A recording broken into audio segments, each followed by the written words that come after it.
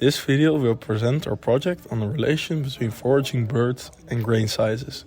This project was done by a group of 5 members: Bart van Andel, Floor Baltussen, Roos van den Broek, Lars van Eert and Binnenstraver. Interspecific species interaction naturally experience variations due to biotic and abiotic factors. These depend on the context. This is context dependency.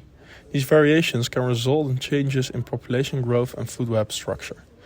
Research on context-dependent mutualism and foraging of behavior of birds have already been conducted. Building on these studies, we identified the general research question of what is the relationship between grain size of the Mokbai sediment and predator-prey interaction of bird and benthic species. Supporting this general research question, we identified the following specific research questions. What is the relationship between grain size and benthic species? And what is the relationship between bird and benthic species? Based on Duchalet et al., we expect a relationship between grain size and the species distribution and abundance of benthic species. Additionally, we expect a relation in bird and benthic species distribution as certain bird species have specific diets, meaning there's a correlational relationship between sediment grain size and the predator-prey interaction of birds and benthic species. The target area of this research was the Mokbai, which is a 2.5 kilometer long bay in the south of Texel. Consisting of tidal flats, the area is inhabited by several species of shellfish. Birds like oystercatchers also forage in the area.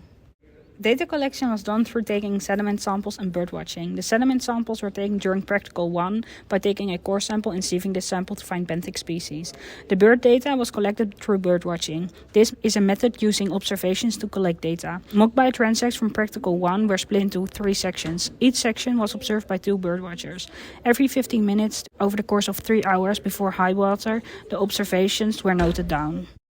Both the Benthos and bird data was analyzed in several Excel sheets. These 2 data sources were later connected to each other, and after organizing the data, some figures like a heat map and graphs were made to present the results. In the results, you look at the sample data and how it was distributed among all plots.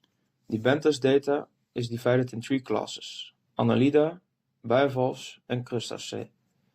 And the pie chart on the right shows the sediment distribution among the Mokbai.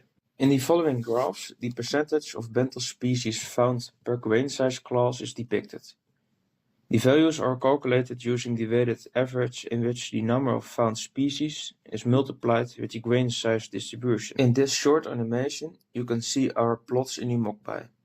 Each plot is colored over time based on the Shannon-Wiener index for the observed birds. The birds are grouped based on the diet, and this gives the following results. A difference in color can be explained by changes in the distribution of bird species. Furthermore, we calculated the correlation coefficient of the benthic species dwerweight compared to the Shannon-Wiener index of the observed bird species. For the Annelidae, this coefficient is 0.31.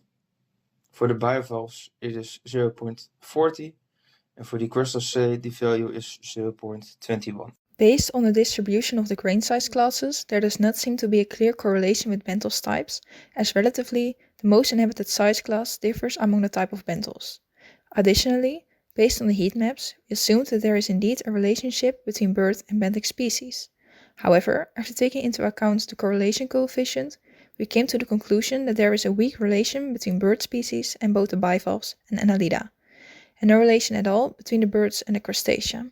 Thus, based on our research, we cannot conclude a clear relationship between birds and grain size. We had a lot of discussion points, but we will highlight the most important ones. We used the shared data from the first practical. Sadly, many coordinates and other sample data were missing or incorrectly labeled. Due to this, our data analysis might be less accurate. Additionally, our own observations were difficult to quantify, as it was difficult to visualize coordinates or species of the birds. As we had to create a new experiment, we did not have the best equipment to collect data. Therefore, for a future experiment, we recommend a similar experiment be done over longer periods of time. We also recommend that aerial photos can be taken, for example, using a drone. Thanks for listening to our project.